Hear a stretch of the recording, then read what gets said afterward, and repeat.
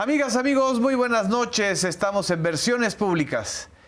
En esta emisión tengo el gusto, el honor, el placer de conversar con un colega, con un amigo, que además tuvo el acierto de escribir y publicar en estos momentos quizá la radiografía y la semblanza inicial de Claudia Sheinbaum como presidenta. Es este libro que tenemos a la mano y que además plantea en varias líneas del libro situaciones que en ese momento no estaban ocurriendo, pero que ya planteabas, Jorge, escenarios muy, muy impresionantes.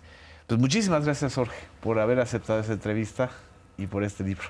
No, muchas gracias a ti, estar contigo, tu auditorio, y poder conversar sobre esos temas, por supuesto. Fíjate que revisando el libro, lo que me parece todavía más interesante es justo la penúltima parte, antes de que entres a describir el equipo de Claudia Sheinbaum.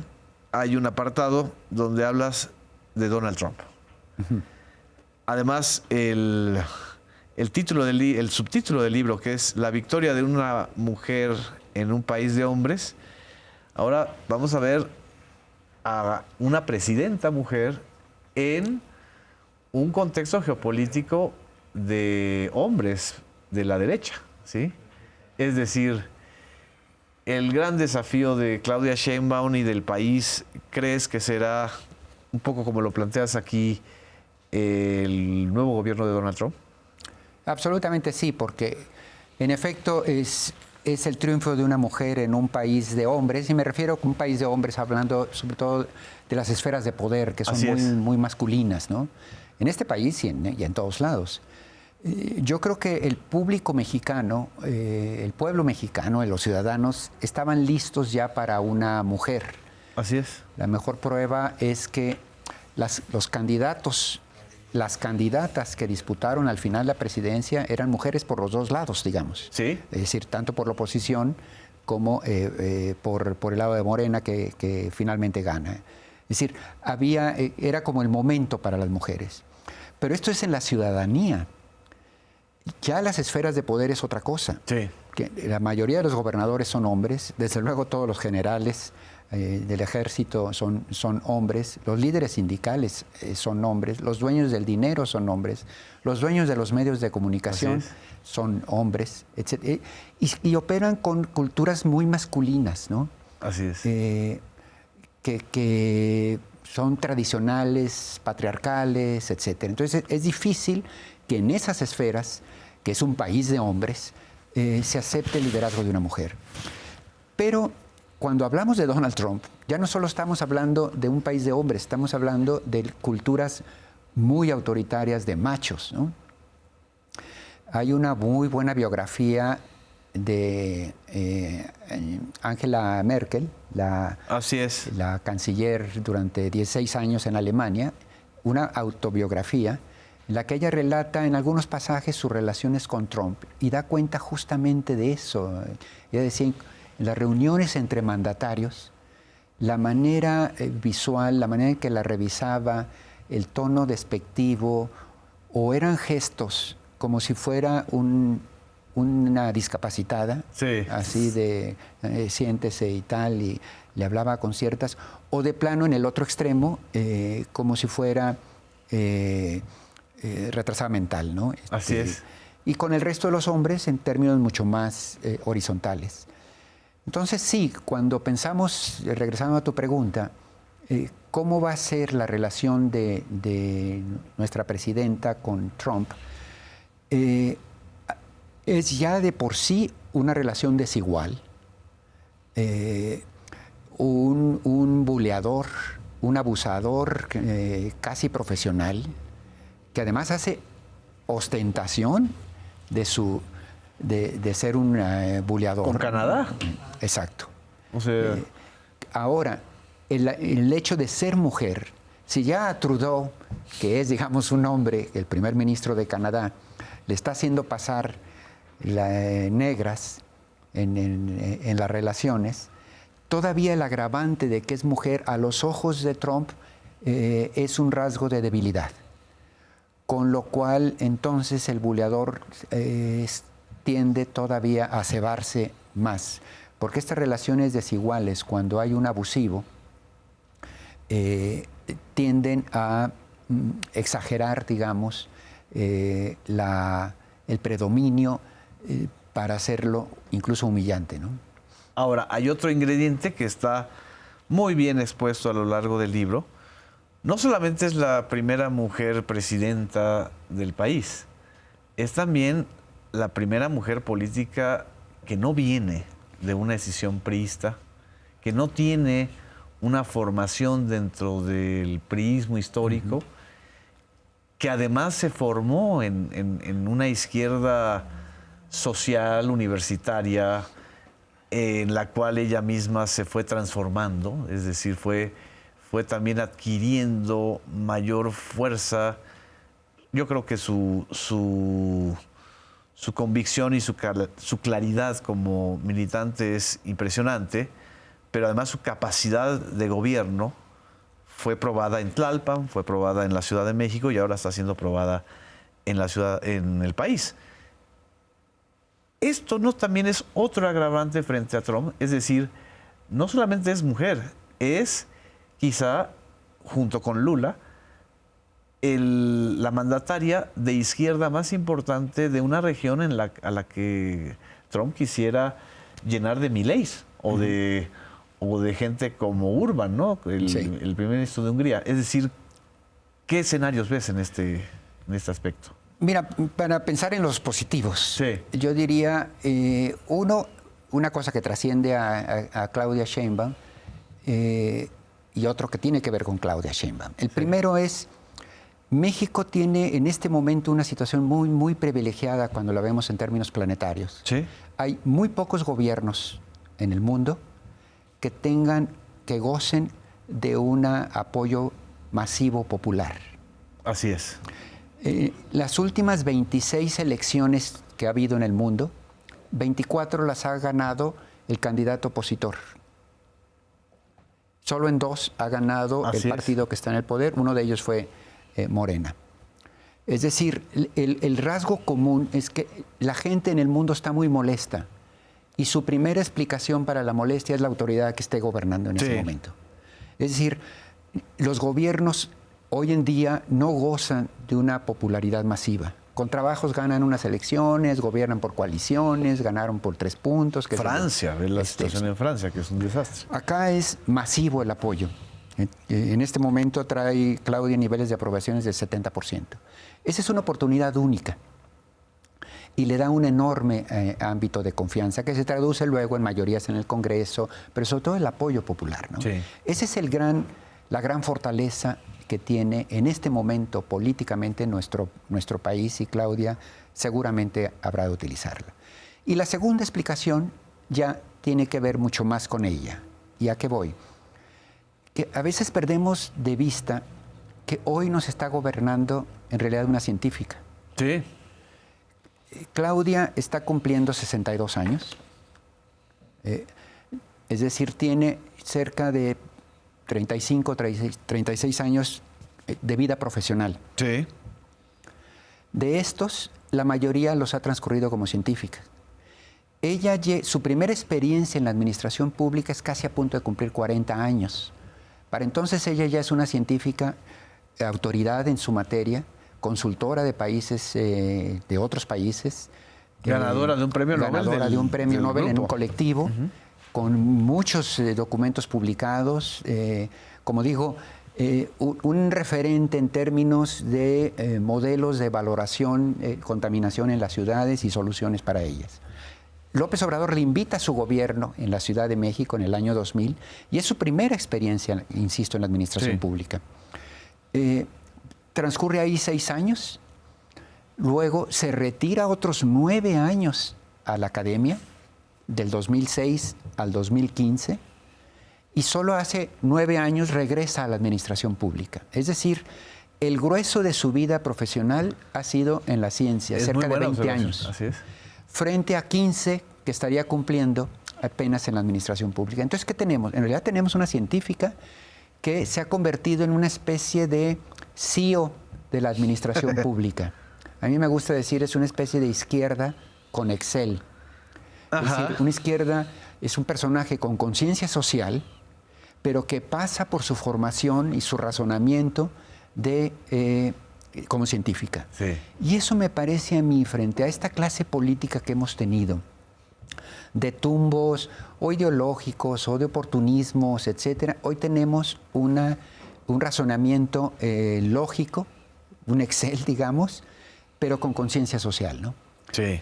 Y el segundo elemento, y por eso creo que es importante la revisión, el largo perfil, el profundo perfil que hago sobre Claudia Sheinbaum y su trayectoria como estudiante, hija, adolescente, madre, esposa, profesional, después administradora pública, sí, etcétera. Lo que revela es una clase media, y lo que nos está gobernando en este momento es un personaje cosmopolita, con formación universitaria e intelectual sólida, pero esencialmente esta clase media urbana que tuvo acceso a la universidad pública, que sobresalió en ella y que nunca ha dejado de ser, en esencia, esta clase media sensible a la necesidad de los sectores populares, pero sin haber perdido el piso de formar parte de las élites del país. Sin desclasarse, dirías. Sin desclasarse. Y con respecto a López Obrador, me parece que sí es un buen símil el del segundo piso. Así es. Ahora que venía a los estudios de Canal 14, me vine por el periférico, y sí, hay una diferencia entre el primer piso y el segundo piso del periférico. López Obrador viene del México profundo. Sí.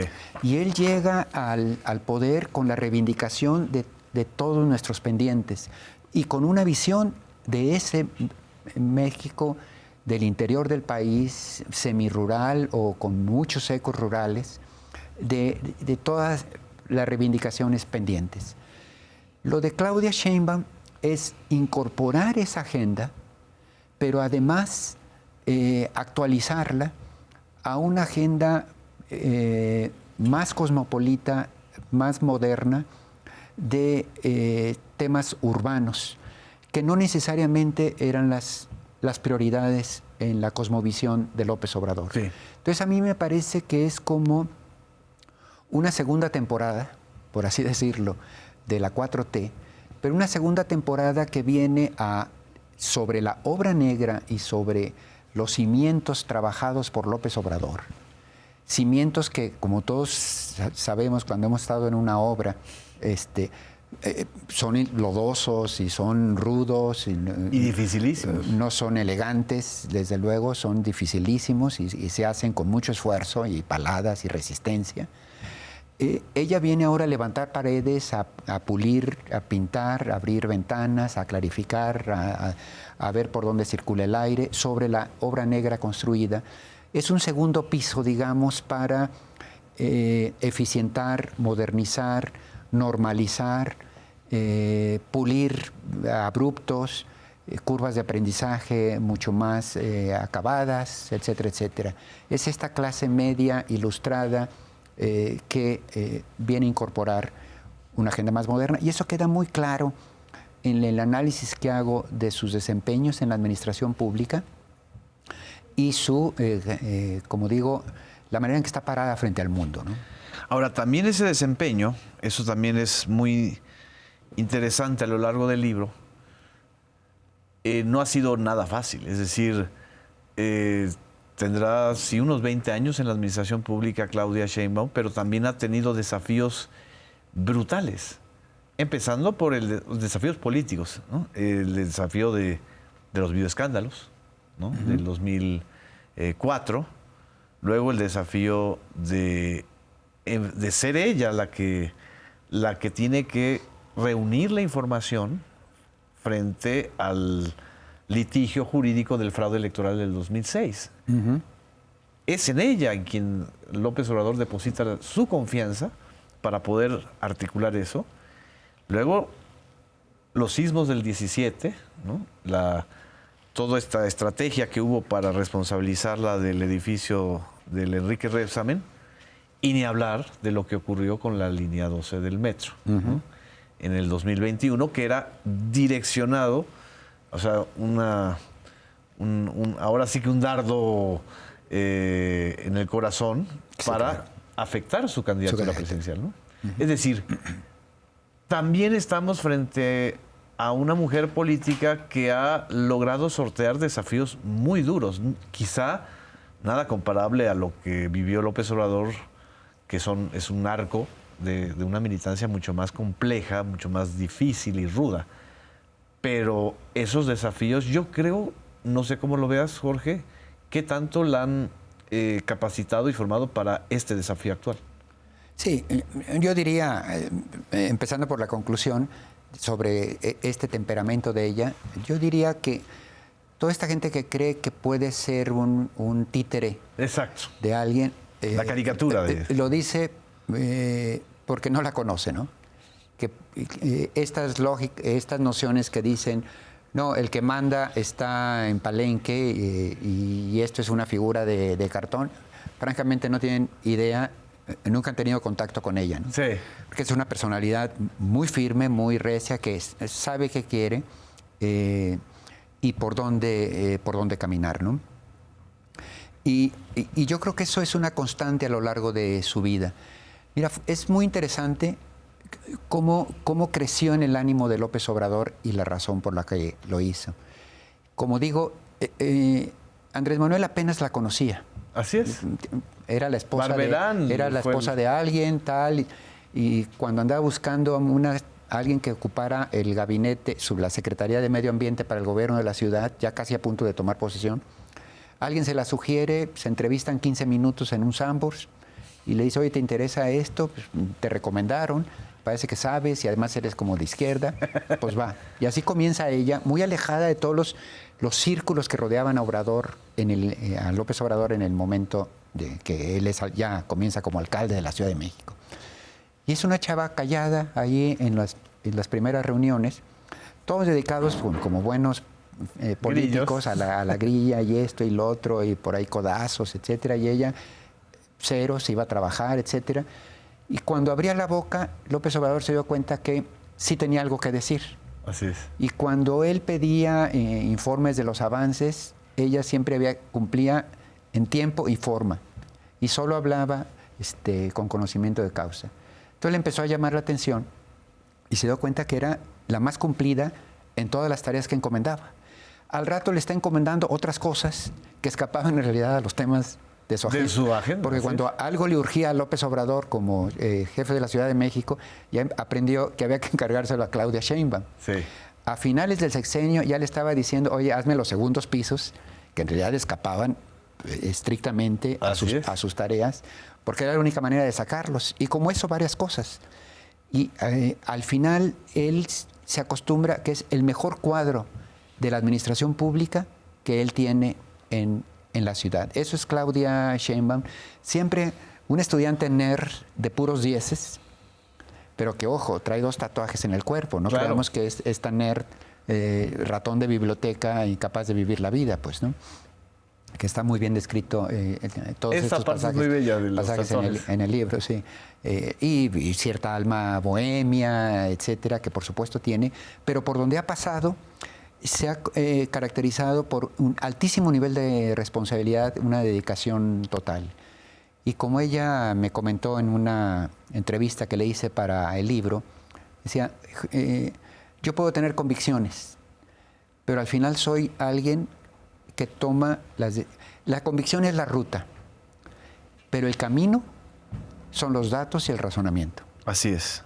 Es decir, yo puedo aspirar a algo, pero la decisión final lo tiene que decir las posibilidades de la realidad, ¿no? Y me gusta este método científico imbricado, digamos, en una convicción de cuáles son mis ideales. Me parece que en ese sentido, contra eso se va a enfrentar Trump. Es decir, este temperamento, esta claridad del piso que está tocando, y una firmeza, pues, que creo que es lo que necesitamos. Vaya a venir lo que vaya a venir. Exactamente. Vamos a un corte, Jorge. No nos dejen. Regresamos a Versiones Públicas.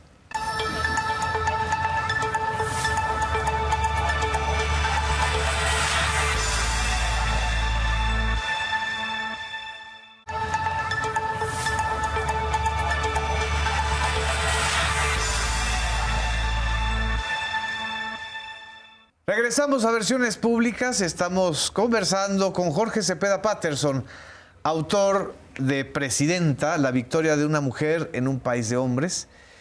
Y esta descripción y análisis y caracterización que realiza Jorge Cepeda, no solamente de la formación de Claudia Sheinbaum como científica, sino de la capacidad de respuesta y de eficacia que ha tenido en todos y cada uno de los encargos que tuvo con Andrés Manuel López Obrador y que ahora tiene como presidenta de la República, están perfilando una personalidad política y un mando político que las circunstancias nos han colocado en este momento para enfrentar el desafío que viene, que es el gobierno de Donald Trump.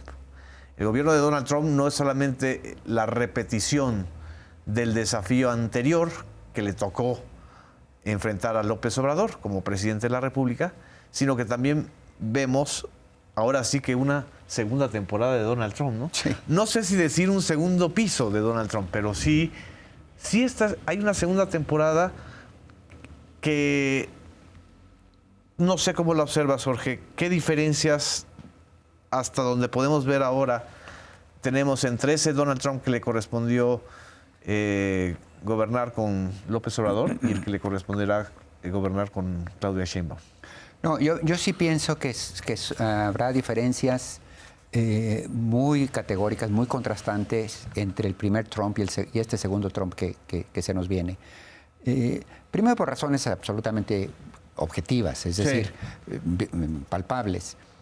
Donald Trump ganó la primera presidencia casi como una sorpresa para él mismo.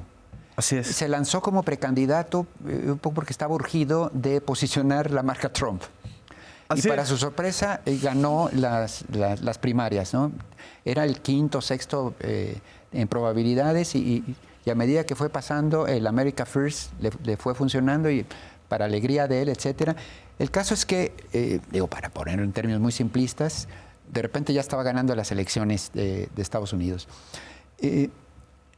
No entendía muy bien cómo funcionaba Washington. Así es. Y tardó un buen rato en entender. Era una ocurrencia por aquí, otra ocurrencia por allá. Sus equipos estaban totalmente desarticulados, muy improvisados.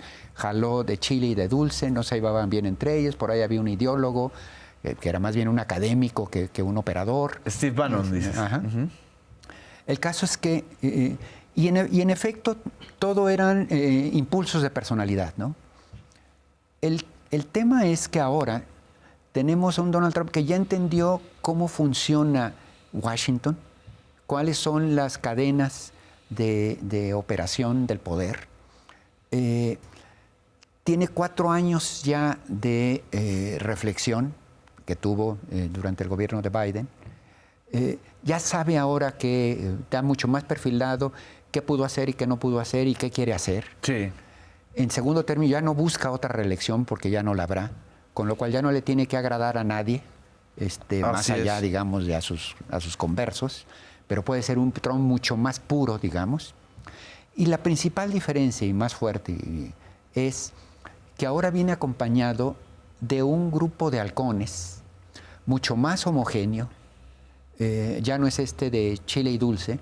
Así es. Verdaderos depredadores en las distintas posiciones, ¿no? Y esto es importante, ¿por qué? Porque hay gente aquí que dice, no, bueno, desarrollemos una estrategia frente al buleador, como si esto fuera un encuentro en la escuela primaria, de decir, bueno, ¿qué gesto hago para que se fije en otro, para dejarlo calmado y ya que se sienta que ganó esta conversación y entonces va y molesta a otro? Sí. Y ya se olvida de México.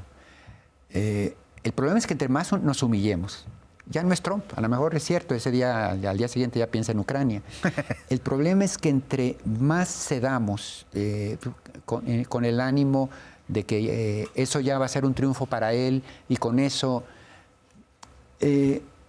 para el resto de los halcones que son depredadores, puede ser devastador para México. Claro. En la medida en que cedamos condiciones importantes, fundamentales para el país, ¿no?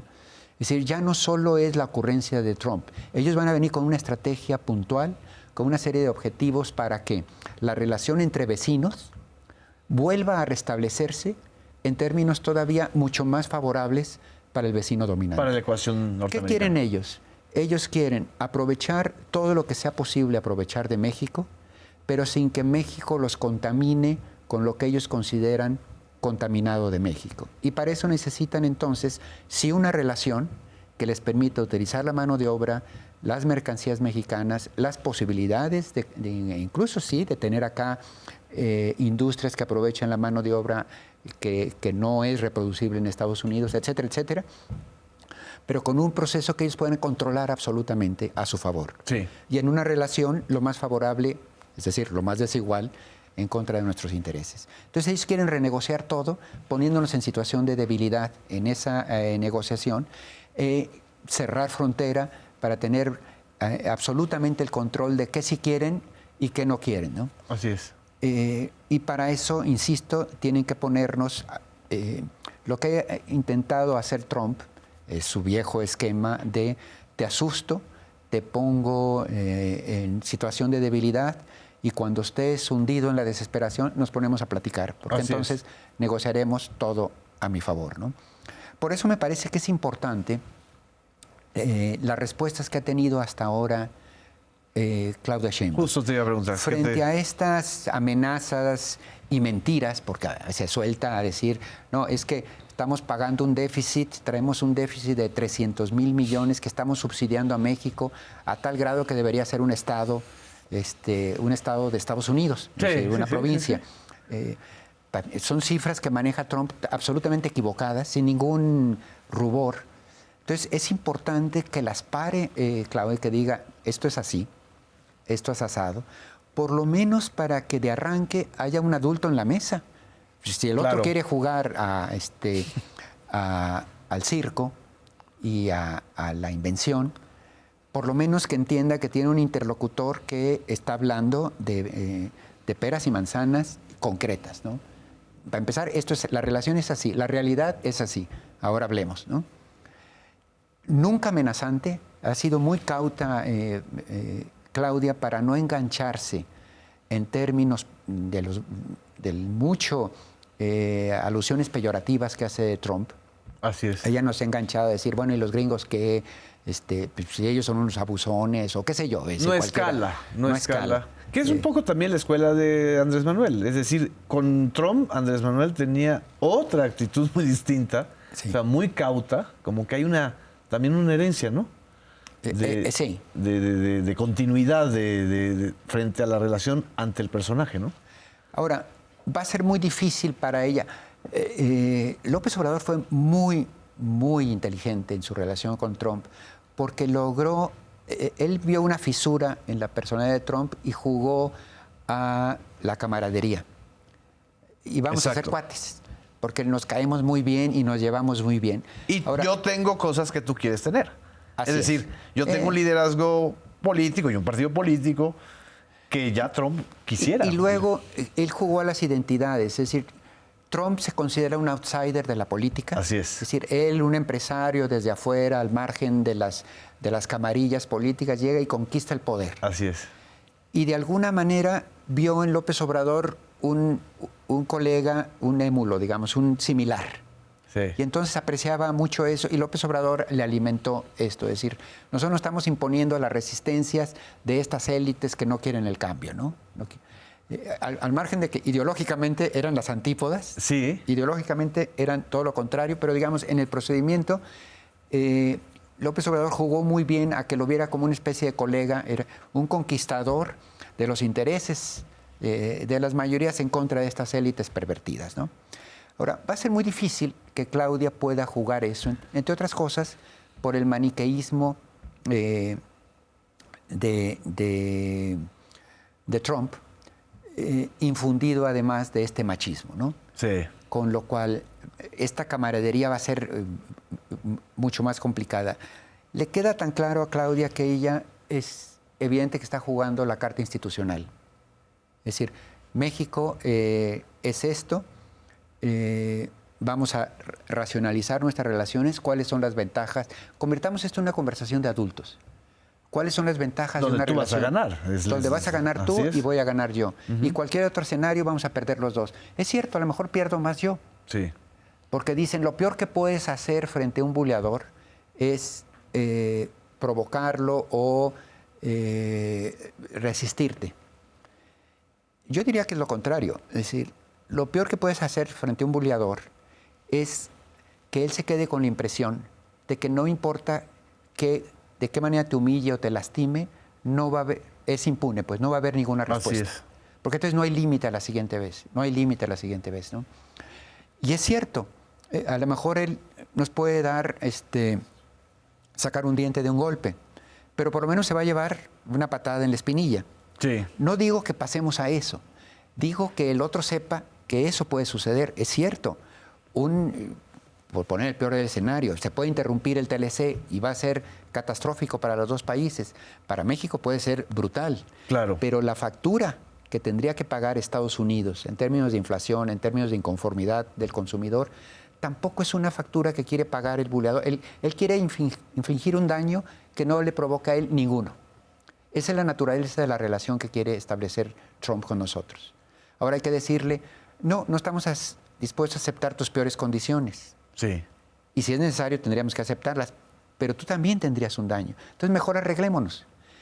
¿Cómo traducir eso en un discurso correcto? Va a ser un enorme desafío, pero al final hay que hacerlo. Ahora, haciendo un balance de lo último que ha sucedido, pues son solo 2 meses de relación institucional que se han dado, pero en estos 2 meses, ¿cómo analizas tú? Yo observo que Claudia le desarticuló a Trump esta amenaza del 25% de los aranceles. Se la dividió en 3 ejes: migración, fentanilo y armas. Ya le demostró que en fentanilo hay acciones contundentes. El propio Trump no ha vuelto a mencionar el tema del fentanilo, pero se fue al tema de la migración. Ya le argumentó Claudia públicamente que el principal afectado de un tema de deportación masiva o de cierre de fronteras y de restricciones a los migrantes, sobre todo a los migrantes de origen mexicano, es el propio Estados Unidos, porque baja el consumo, porque baja la recaudación de los impuestos que pagan los propios migrantes. Pero, sin embargo, ya volvió a revivir Trump ahora el tema del muro. Ajá. Que era un tema, son como sus tótems, ¿no? Sí. Es decir, Trump siempre tiene como sus tótems, así sus marcas, y otra vez le da una respuesta a Claudia. Falta todavía el tema de las armas. Es decir, hay todavía elementos ahí en donde Trump está jugando sus piezas. ¿Cómo has observado ese tipo de respuestas y ese juego? Yo creo que, como bien dices tú, tanto es de narrativas, pero narrativas que se alimentan también de hechos. Sí. Yo creo que ha sido muy importante la estrategia de seguridad pública que se ha seguido. Ok. Es decir, claramente el gobierno de Sheinbaum no está apostando a ser percibido como abrazos no balazos. Y Así creo es. que si algún momento eso tuvo algún sentido, desde luego, en este momento sería una mala estrategia. Porque Trump ha utilizado el pretexto de la inmovilidad del gobierno mexicano para decir, entonces necesitamos intervenir. Así es. Necesitamos cerrar la frontera porque Exacto, ese elemento no lo ha vuelto a mencionar. Esto lo está desarmando rápidamente Claudia, el gobierno de Claudia, al grado de que hay ya senadores republicanos que han tomado nota, que han expresado, Sí. decir, aplausos a estas estrategias de los últimos días que han dado golpes certeros. Y es cierto, no pasan 2 o 3 días sin que no se desarmen laboratorios, cuadros, operadores financieros de los cárteles, detenciones importantes, intervenciones de presidencias municipales, etc. Claramente se está desarmando ese argumento. Y hoy, perdón que te interrumpa, dio Claudia Sheinbaum el anuncio de una estrategia de desarme de grupos civiles en las parroquias católicas que me recordaron mucho, eso es un asunto mío, lo que sucedió en Colombia. Justo después de reunirse con Gustavo Petro. Es decir, también ella, como presidenta, como política, está demostrando cartas de acciones muy contundentes y muy nuevas, muy novedosas, muy diferentes a las del sexenio de López Obrador, que quizá a Donald Trump le están moviendo el esquema, ¿no? Y esperemos que así sea, porque también hay argumentos sobre que todavía se necesitan pulsar, ¿no? Y en su momento y se están preparando. Sí. Porque cuando Donald Trump dice America First y su principal contendiente es China, en realidad. Sí. La única manera de relocalizar lo que se está haciendo en China, en Vietnam, en Camboya, etcétera, es imposible de reproducir en Detroit. Así es. Porque la mano de obra es 3, 4 veces más cara. Es inadmisible. La única posibilidad es que el America First incluya la zona norteamericana. Exacto. Entonces, sí puedo dejar de hacer móviles o teléfonos celulares en China, Apple, pero no los puedo hacer en Detroit, no los puedo hacer en California. La única posibilidad es hacerlo en el espacio de Norteamérica, que es México. Entonces, para Trump es incompatible, es inviable al mismo tiempo cerrar las mercancías de China que cerrar las mercancías de México. Así es. Sí podría decir, lo que no voy a aceptar es que China produzca en México y me lo venda como americano, como norteamericano, pues. Sí, con reglas de origen del TEMEC. Exacto. Entonces, puede ser que se pongan mucho más estricto en eso. Pero empresas estadounidenses haciendo en México para sustituir lo que hacían en China, eso es un discurso muy, muy lógico, muy razonable y que opera en beneficio de las dos partes. Entonces, la relocalización todavía es salvable. El problema es que como Trump sigue en campaña, o una suerte de campaña, sí. Y un día habla de China y otro día habla de México y Canadá, obviamente está en varias esferas tratando de negociar un tratado comercial más favorable a él, etcétera. Pero yo me inclinaría a que en la última batalla de él sea más central China que México. Y si es así, México es aliado. México es aliado. Y se convierte incluso en una enorme ventaja. Claudia lo ve también así. Es notorio los golpes que se han dado al contrabando chino en México. Estas nociones de que si había empresas chinas buscando incentivos para establecerse en esta lógica de produzco en México para exportar a Estados Unidos, Sheinbaum dijo, posterguemos por un momento eso, nada de incentivos por ahí, claramente pasando el mensaje de decir, a ver, somos un espacio de Norteamérica y desarrollémoslo primero en esta lógica. Y creo que es la apuesta correcta. Y al final son realidades que más allá de la doctrina republicana agresiva de esta nueva ultraderecha norteamericana, al final lo que importa a Estados Unidos, como siempre, son sus intereses. Exacto. Y los intereses girarían en esta lógica. Es la gran apuesta a la que estaría trabajando Sheinbaum. A mí me deja muy optimista la fortaleza del gabinete económico del gobierno de Claudia. Es decir, entre la Secretaría de Energía, la Secretaría de Economía, Hacienda,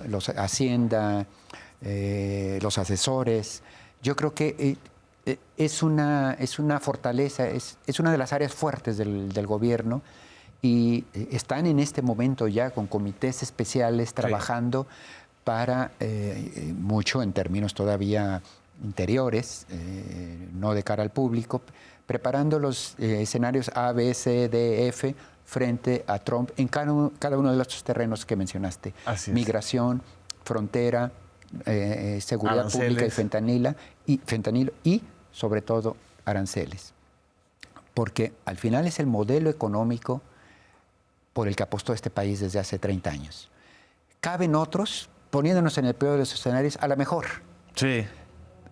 Pero desandar esto y comenzar de cero y decir, bueno, si Brasil puede sin TLC con Estados Unidos, ¿por qué nosotros no?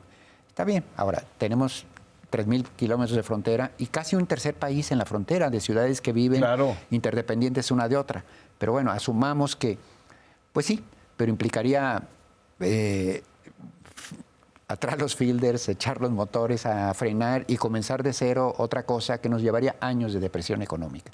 Entonces, bueno, apostemos a esto, saquemos lo mejor posible y confiemos que estamos en condiciones de a este Trump agresivo, a este gobierno agresivo, a estos halcones agresivos, sacarles otras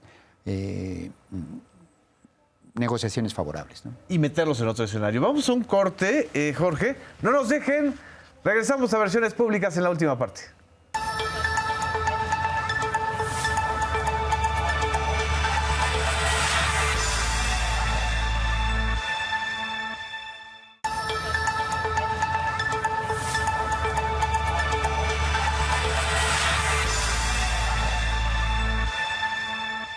Regresamos a Versiones Públicas. Estamos en esta charla y análisis muy rico y muy importante con Jorge Cepeda Patterson, autor de Presidenta, la victoria de una mujer en un país de hombres.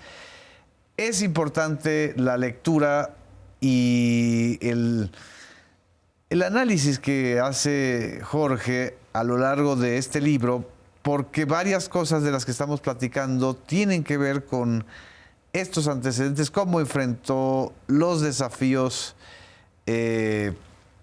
internos de su carrera política, pero también los desafíos internos en la contienda presidencial por la candidatura de Morena. De esa manera en que lo enfrentó, pues también podemos leer un poco lo que está sucediendo ahora, Jorge, ¿no? Es decir, Claudia Sheinbaum gana contundentemente la contienda interna de Morena, gana de manera muy contundente la elección presidencial de junio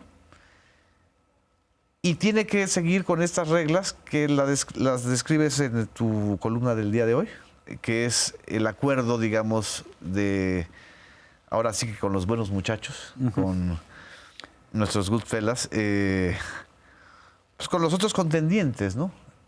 Para entregar la coordinación a uno de los contendientes en la Cámara de Diputados, otro en el Senado, e incorporar a Marcelo Ebrard, que finalmente, fíjate, ahorita que uno lo observa, Marcelo Ebrard, que era su principal contendiente interno, pues acaba siendo su principal aliado al interior del gobierno, ¿no? Ahora con este dilema internacional, sí, claro. Exacto, o sea, se ha colocado Marcelo que además también a Marcelo le toca por segunda vez enfrentar a Trump, aunque desde otro ángulo, ¿no? Desde otra responsabilidad.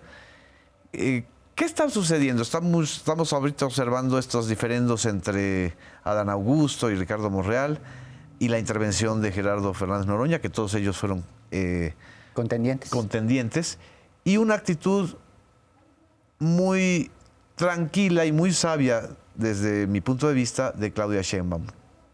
¿Crees que en algún momento se va a tener que romper ese arreglo que dio pie a todo este reparto? Bien interesante este tema y yo creo que hay también dos entradas. Una es hasta cierto punto natural. Sí. El desafío que le venía a Claudia. ¿Por qué?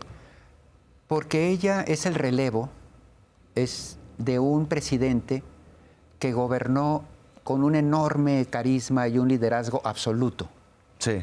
Él fue, López Obrador, el creador del movimiento, un movimiento basado en su liderazgo, en buena medida en su carisma, etcétera, etcétera. Y ejerció una autoridad indisputada por todos los protagonistas. Casi, yo diría incluso asfixiante para muchos de ellos. Así es. Por el grado de Centralidad. de centralidad y peso y fuerza política de López Obrador. A veces uno diría que era el obradorismo, pues lo que decía y hacía el presidente en cada momento según la coyuntura, ¿no? Y esto no estaba escrito en ningún lado, se lo había ganado López Obrador. Así es. Y uno dice el obradorismo, pues. Así es. Imagínate sustituir a un líder así. El comportamiento natural de los actores políticos cuando se retira del poder alguien así, es tratar de recuperar, de ampliar sus espacios de maniobra. Claro. Estoy hablando de gobernadores, Claro. que prácticamente operaban como si fueran peones del presidente. Estoy hablando de líderes sindicales, estoy hablando pues, de todos. Sí.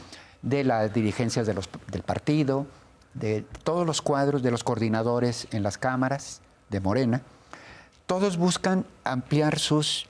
y reconocen que hay, obviamente, que ahora el sustituto es Claudia Sheinbaum, pero aprovechan la coyuntura. Y esto es natural y es casi parte de la condición humana. Casi físico, es decir, casi una ley física, ¿no? Es una de ley distensión, física. de Exactamente. distensión. Es una ley física. Entonces, de entrada, eso lo iba a experimentar ella. Con un agravante que ya se alusiona a lo que López Obrador, para buscar, yo creo que dos cosas. La fortaleza de Claudia como científica es el oficio de la administración pública. Pero de alguna manera él pensó que necesitaría apoyos para la operación política. Y para esto hay gente que son operadores políticos, Sí. con mucha experiencia, es decir, mañas, etcétera, etcétera. Y decidió fortalecerle ese lado, Así es. que no eran del círculo de Claudia, porque probablemente no los tenía. Así es. Y segundo, para evitar la escisión, cuando fue la disputa por la candidatura interna, como recordemos, Claudia Sheinbaum disputó la candidatura con rivales como, lo mencionaste tú, Marcelo Ebrard, Adán Augusto López, Ricardo Monreal, Noroña, etc. Ella ganó, pero hay perdedores. Claro. Para que López Obrador, para evitar cualquier escisión, pensando quizás sobre todo en Marcelo, la posibilidad de que se pasara a la oposición o que quedaran resentidos, él dijo desde antes, el segundo y tercer lugar van a operar el Poder Legislativo. Sí. Y el resto va a estar en el gabinete. Es decir, repartió el poder. Fíjate, repartió el poder de la siguiente manera. La presidencia para quien gane, el Poder Legislativo para los perdedores. Para los dos. Pero está hablando lugares. de rivales de Claudia Sheinbaum. Y en algunos de los casos, rivales de mucho tiempo. Ricardo Monreal disputó la alcaldía de la Ciudad de México. Cuando Claudia Sheinbaum arribó al poder a la Ciudad de México, cuando fue elegida alcaldesa en el 2018, jefa de gobierno, su principal rival en realidad era Monreal. Y hubo muchas zancadillas y disputas y golpes bajos. Es decir, hay muchas cicatrices ahí. Bueno, ahora te lo ponen como el operador del poder legislativo. Entonces son dos poderes. Sí. No es que ella diga, mientras que Marcelo sí acabó siendo miembro del gabinete, Sí. que es una decisión de la presidenta, que mañana puede decir, gracias por sus servicios, ya no puede hacer lo mismo en el Poder Legislativo. Claro, porque ahí hay un voto. Entonces, en realidad López Obrador lo que está haciendo fue una especie de contrapeso. Sí. Ahora, ¿qué está sucediendo? Lo que está sucediendo es que ellos, en efecto, han acatado al liderazgo de Claudia Sheinbaum, operando las decisiones que vengan de Palacio Nacional. Pero en todo lo demás, ellos operan la agenda de sus propios intereses políticos, colocando posiciones, ganando candidaturas, metiendo a su gente, etcétera, etcétera. Y esto es muchas veces a contrapelo de los intereses del modelo en el que está pensando Claudia Sheinbaum. Y esto a mí me parece muy riesgoso. La gran pregunta es, por otro lado, no podemos ignorar que Morena es la amalgama de muchas corrientes se nutrió de muchas cosas, de la izquierda tradicional, de sectores progresistas, de sectores que acompañaban a López Obrador, y luego de muchos expriistas que se fueron incorporando, gente incluso hasta del PAN, etcétera. Muchos que se incorporaban por necesidades de su carrera política, no necesariamente por convicciones. Todo eso forma Morena.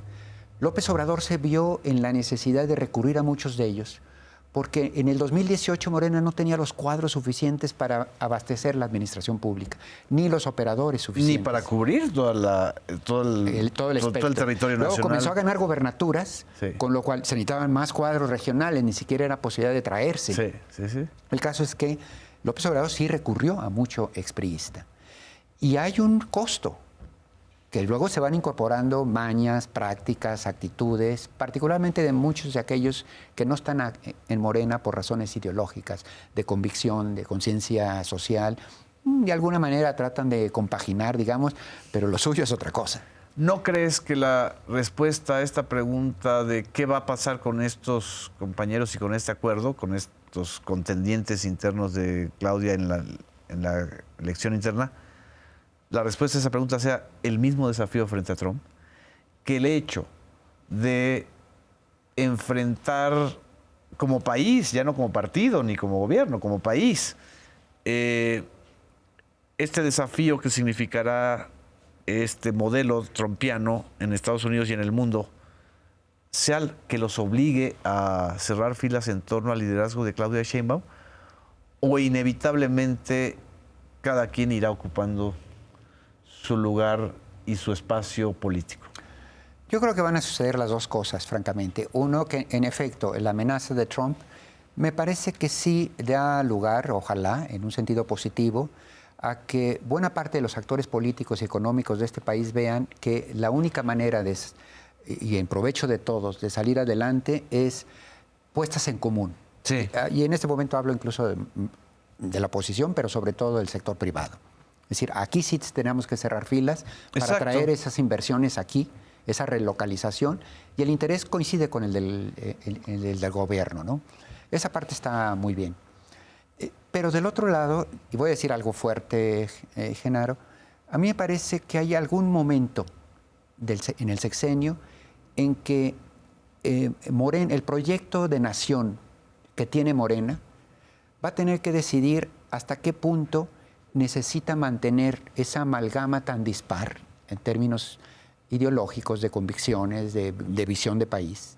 ¿Hasta qué punto necesita operadores que en efecto son muy eficaces para sacar adelante un acuerdo, pero que muchas veces sacan el acuerdo con el haiga sido como haiga sido, con la marrullería, con el madruguete, con un conteo de votos ahí medio raro y estuvo presente pero no estuvo presente, contraer a un impresentable de último momento para que vote y sacar adelante.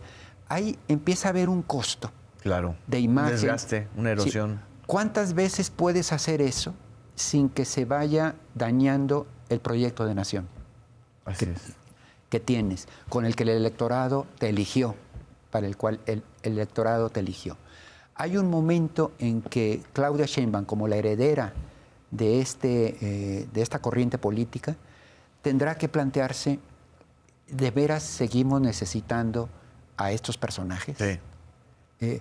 No es, estas fuerzas progresistas no tendrán ya lo suficiente para, a lo mejor se pierde un dictamen, a lo mejor se pierde un Estado, pero es tal, digamos, ya el predominio de esta fuerza política que tendría que comenzar a verse, desarraigar, eliminar, depurar los haiga sido como haiga sido, y empezar ya a gobernar al 100% con una convicción ética congruente con sus propios ideales, y menos ceder frente a la necesidad del momento del haiga sido como haiga sido.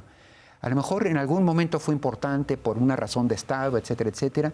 Yo creo que ya puede permitirse ahora ver que no cualquier medio da lo mismo para conseguir un fin, ¿no?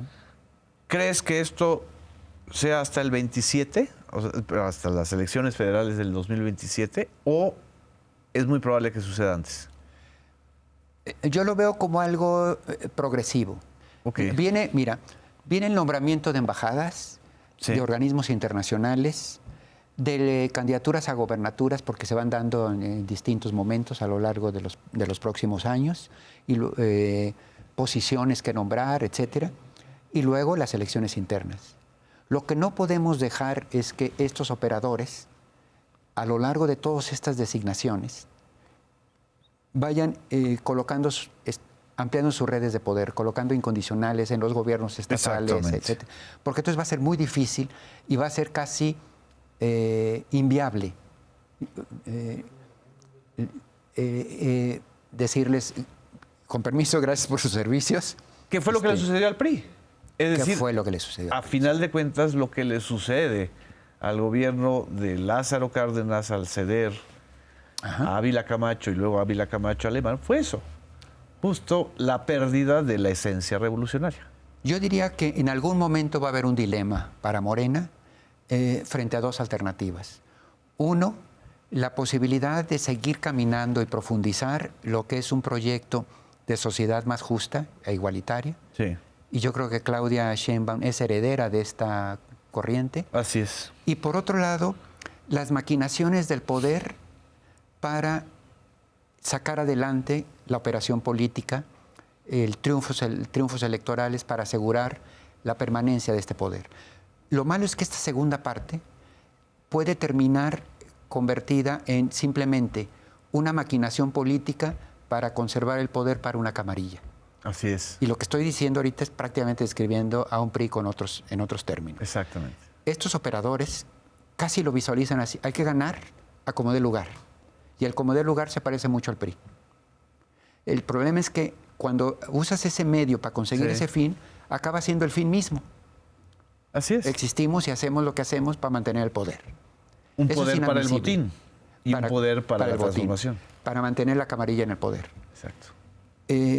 Una cosa es medio para el otro, pero el fin es esto. Entonces va a haber un momento en que estos dos proyectos comienzan a dañarse mutuamente. Sí. Y habrá que votar por uno. Y yo pienso que Claudia Sheinbaum representa el primero y que en algún momento tendrán que tomar decisiones que no van a ser al 100% y de un día para el otro, que va a ser paulatino, pero que va a comenzar ya desde ahora, en el momento en que empiece a decir hay que designar embajadas, hay que designar organismos. Si eso lo ven como un botín para tener contentos a estos, para tener contentos a aquellos, etcétera, esto va a comenzar mal. Ya lo vimos con el Infonavit. Justo lo que está sucediendo en el Infonavit, por ejemplo, es parte de esto. Pero bueno, se nos fue el tiempo, querido Jorge. Muchísimas gracias a todas, a todos ustedes que nos están viendo en Versiones Públicas. Nos vemos en la próxima emisión.